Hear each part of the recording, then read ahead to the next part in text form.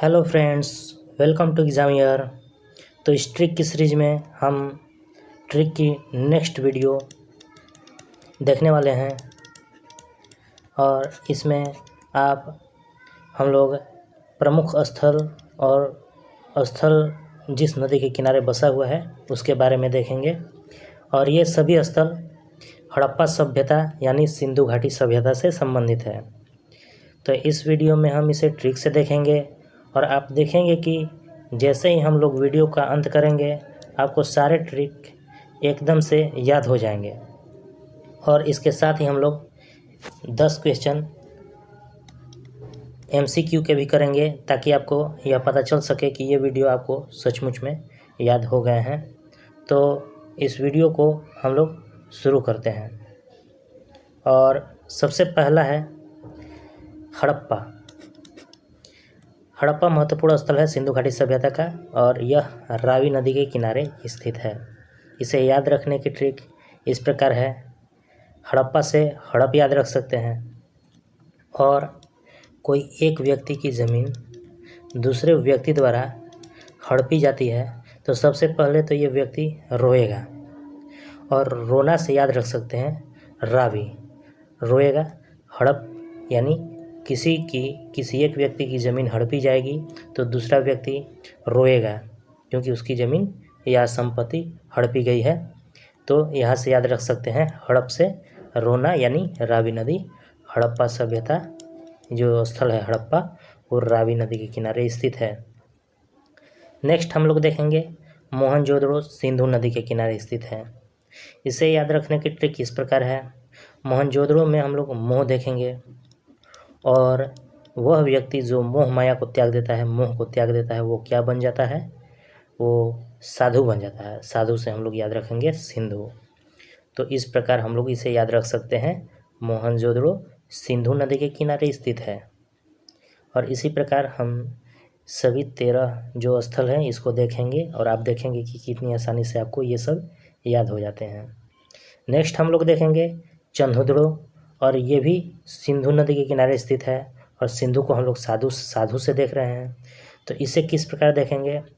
चन्हु यानी चंद और दौड़ो यानी चंद पैसों के लिए कौन नहीं दौड़ता? जो साधु होते हैं वे जानते हैं कि ये पैसा सब मोह माया है और चंद पैसों के लिए वे नहीं दौड़ते। तो चंदहुदड़ो यानी चंद पैसों के लिए जो नहीं दौड़ते हैं वे होते हैं साधु। तो इस प्रकार याद रख सकते हैं आप कि चंदहुदड़ो जो स्थल है वो सिंधु नदी के किनारे स्थित है। नेक्स्ट हम लोग देखेंगे कालीबंगन और ये स्थित है घग्गर नदी के किनारे। इसे याद रखने की ट्रिक इस प्रकार हो सकती है। चूँकि कालीबंगन से हम लोग काली देखेंगे और हिंदू धर्म में काली माँ की पूजा की जाती है और काली माँ की हिंदू जो धर्म है हर घरों में काली माँ की पूजा की जाती है। तो कालीबंगन से काली याद रखेंगे। काली जो हिंदू धर्म में देवी की रूप है और इनकी घर घर पूजा की जाती है। तो हम लोग याद रख सकते हैं कालीबंगन घग्गर यानी घर घर पूजा की जाती है। तो कालीबंगन से काली याद रखेंगे और काली की पूजा की जाती है घर घर। तो कालीबंगन घग्गर नदी के किनारे स्थित है। नेक्स्ट हम लोग देखेंगे कोटदीजी और ये है सिंधु नदी के किनारे। इसे भी साधु से याद रखेंगे। तो इसे किस प्रकार याद रखा जा सकता है? कोटदीजी से हम लोग याद रखेंगे court supreme court, high court, ये वाला कोर्ट है। तो जो कोर्ट होता है उसमें हर कोई व्यक्ति जो होता है वो अपने आप को निर्दोष साबित करता है। निर्दोष साबित करने का अर्थ यह है कि वह एक तरह से अपने आप को साधु साबित करता है यानी कि वह निर्दोष है, साधु है, उसने कुछ नहीं किया, कोई क्राइम उसने नहीं की, एकदम साधु आदमी है। तो यहाँ से कोर्ट से याद रख सकते हैं और कोर्ट में हर व्यक्ति, हर पक्ष, 2 पक्ष होते हैं, वे अपने आप को साधु सिद्ध करने पर रखते हैं। तो हम लोग इस तरह से याद रख सकते हैं। जो कोटदीजी है वो सिंधु नदी के किनारे स्थित है। रंगपुर से हम लोग याद रख सकते हैं, ये चूँकि मादर नदी के किनारे है।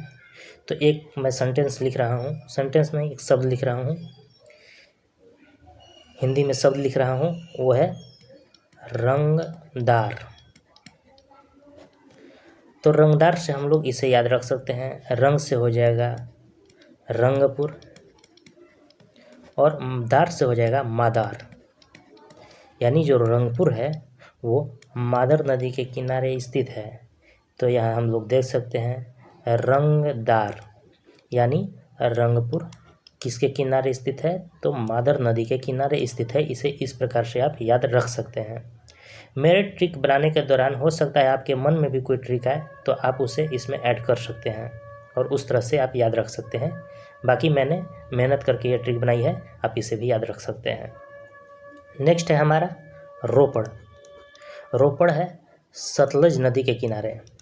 इसे याद रखने की ट्रिक इस प्रकार हो सकती है, जैसे कोई ज़मीन है यानी फील्ड है, क्षेत्र है जहाँ पर खेती की जाती है। अगर इसमें माटी ऊबड़ खाबड़ यानी कि कहीं ऊंचा कहीं नीचा हो तो वहाँ रोपड़ यानी रोपना, कोई पौधा रोपना संभव नहीं है। तो रोपने से पहले इसको समतल किया जाता है, सतल किया जाता है। सतल यानी सतल मतलब स मने बराबर और तल मने बराबर तल, यानी समतल किया जाता है।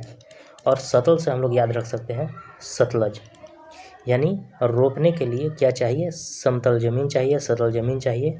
और इस प्रकार हम लोग याद रख सकते हैं रोपड़ सतलज, यानी रोपड़ जो सिंधु घाटी सभ्यता का स्थल है वो सतलज नदी के किनारे स्थित है।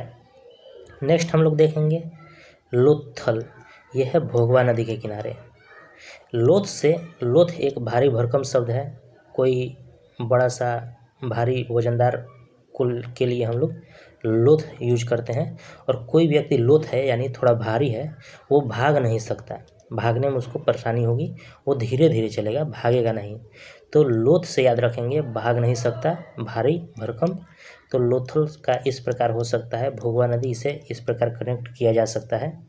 तो लोथल जो स्थल है वो भोगवा नदी के किनारे स्थित है। नेक्स्ट है हमारा आलमगीरपुर, और यह हिंडन नदी के किनारे स्थित है। इसे याद रखने की ट्रिक इस प्रकार है, क्योंकि आलम मुस्लिम धर्म है, उसमें एक टाइटल है, आलम लगाया जाता है, और ये आलमगीरपुर मुस्लिम से संबंधित है। तो इसके उल्टे के रूप में हम लोग याद रख सकते हैं हिंदू, यानी हिंडन, हिंदू से हिंडन याद रख सकते हैं। ये केवल याद करने की ट्रिक है और कुछ नहीं। तो आलमगीरपुर जो स्थल है वह हिंडन नदी के किनारे स्थित है। इसे इस प्रकार से याद रखा जा सकता है। नेक्स्ट हमारा स्थल है सुतका गैंडोर, दास्क नदी के किनारे है। दास्क पढ़ने से हमें एक चीज़ ध्यान आता है, दास। और दास जो होते थे पहले अंग्रेज़ों के ज़माने में, जो इंडियन ही होते थे वो दास होते थे। दास को क्या नहीं किया जाता था, सोने नहीं दिया जाता था। सोने यानी सूतने, ये क्षेत्रीय शब्द है। सोने यानी सूतने नहीं दिया जाता था और उन्हें डोर से बांधकर रखा जाता था। तो हम लोग याद रख सकते हैं सोने से सूतने और सूत से सूत का गन डोर, ये दोनों है सूत का गन डोर, यानी उन्हें सोने नहीं दिया जाता था, सोतने नहीं दिया जाता था, और डोर से बांध रखा जाता था, डोर से बांध कर रखा जाता था। और किसको रखा जाता था, दास को, यानी दास्क। तो इस प्रकार याद रख सकते हैं सूत का गन डोर किस नदी के किनारे स्थित है, दास्क नदी के किनारे स्थित है। नेक्स्ट हम लोग देखेंगे वनमाली, और यह रंगोई नदी के किनारे स्थित है। इसे याद रखना बहुत ही आसान है। वनमाली से हम लोग माली देखेंगे, और माली क्या करता है, मालू फूलों की रखवाली करता है। फूल तो बहुत सारे रंग के होते हैं, तो फूल रंग से संबंधित है, बहुत सारे रंगों के फूल होते हैं। तो यहाँ रंग से देख सकते हैं, रंगोई याद रख सकते हैं। वनमाली माली, और वह रंग बिरंगे फूलों के बीच कार्य करता है, तो रंगोई। वनमाली से हम लोग रंगोई नदी याद कर सकते हैं। वनमाली जो स्थल है वो रंगोई नदी के किनारे स्थित है। नेक्स्ट हम लोग देखेंगे धौलावीरा। धौला से धोला, धोला मतलब धोना, पानी से धोना, धोना से याद रख सकते हैं। और लूनी से लू याद रख सकते हैं। अगर किसी व्यक्ति को गर्मी के दिनों में लू लग जाता है तो उसे उसके जो शरीर होता है वो गर्म हो जाता है और उसके शरीर को धोना पड़ता है, धोकर ठंडा करना पड़ता है, धोया जाता है। तो धौला से याद रख सकते हैं लू। और धौलावीरा लूनी नदी के किनारे स्थित है। धौलावीरा जो स्थल है वो लूनी नदी के किनारे स्थित है। तो धौला से याद रख सकते हैं धोना, और लू लग जाने पर शरीर को धोकर ठंडा किया जाता है। तो इस प्रकार धौलावीरा जो स्थल है लूनी नदी के किनारे स्थित है, इसे इस प्रकार याद रखा जा सकता है। नेक्स्ट है हमारा सोतका। सोतका को हम लोग सत्कार से याद रखेंगे सत्कार, और शादी कौर से शादी याद रखेंगे, यानी शादी में जो अतिथि आते हैं उनका सत्कार किया जाता है। तो इस प्रकार हम लोग याद रख सकते हैं, सत्कार से सोतकाह और शादी से शादी कौर। तो सोतकाह जो स्थल है वो शादी कौर नदी के किनारे स्थित है। इस प्रकार हम लोग पूरा देख चुके हैं और अब हम लोग 10 क्वेश्चन की प्रैक्टिस करेंगे और देखेंगे कि ये हमें किस प्रकार से आसानी से याद हो चुके हैं, और इसे आप और भी प्रैक्टिस करके और अच्छे से कंफर्म में याद कर सकते हैं। तो हम लोग क्वेश्चन की ओर बढ़ेंगे। तो पहला क्वेश्चन है हमारा, हड़प्पा सभ्यता का प्रमुख स्थल। हड़प्पा सभ्यता का प्रमुख स्थल है हड़प्पा, वह किस नदी के किनारे स्थित है।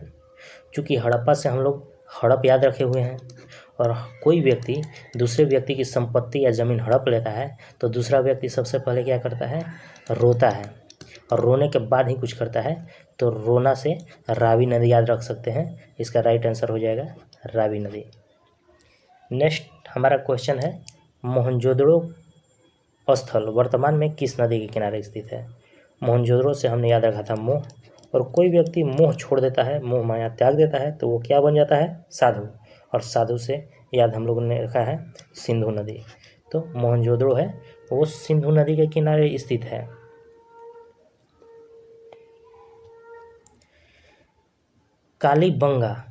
कालीबंगन जो राजस्थान में स्थित है किस नदी के किनारे स्थित है। कालीबंगन से हम लोगों ने याद रखा काली, और काली जी की हिंदू धर्म में पूजा की जाती है कहाँ, हर घर, यानी घर घर पूजा की जाती है। और घर घर से हम लोगों ने क्या याद रखा था, घग्गर नदी, और यहाँ राइट आंसर ए हो जाएगा घग्गर नदी।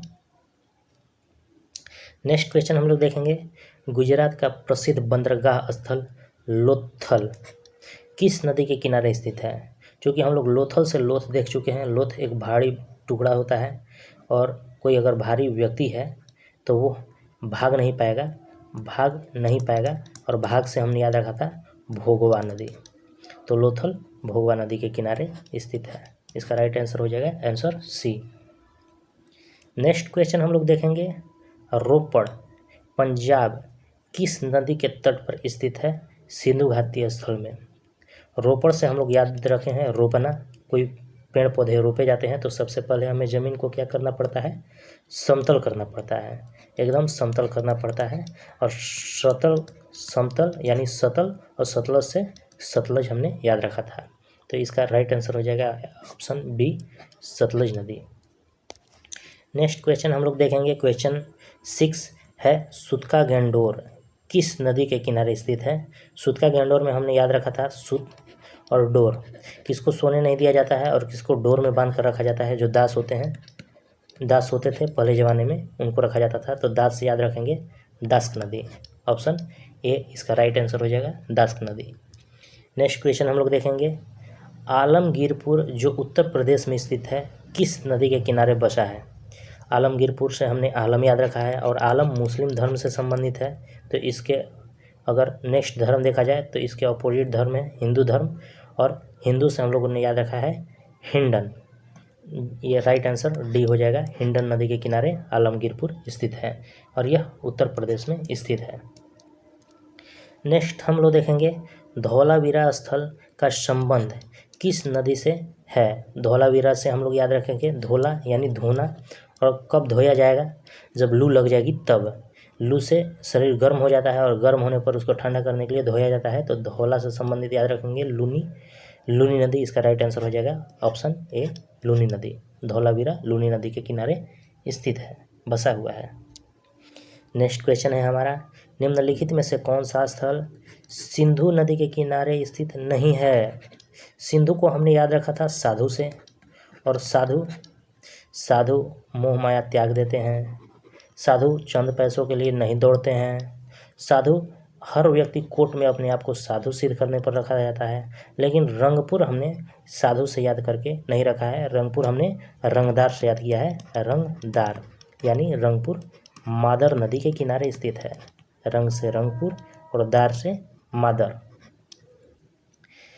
और नेक्स्ट क्वेश्चन हम लोग देखेंगे, वनमाली नामक स्थल किस नदी के तट पर बसा है। चूँकि वन माली में माली आ रहा है और माली फूलों के बीच होते हैं और फूल क्या होते हैं, रंग बिरंगी होते हैं, तो हम लोग रंगोई से याद रख सकते हैं।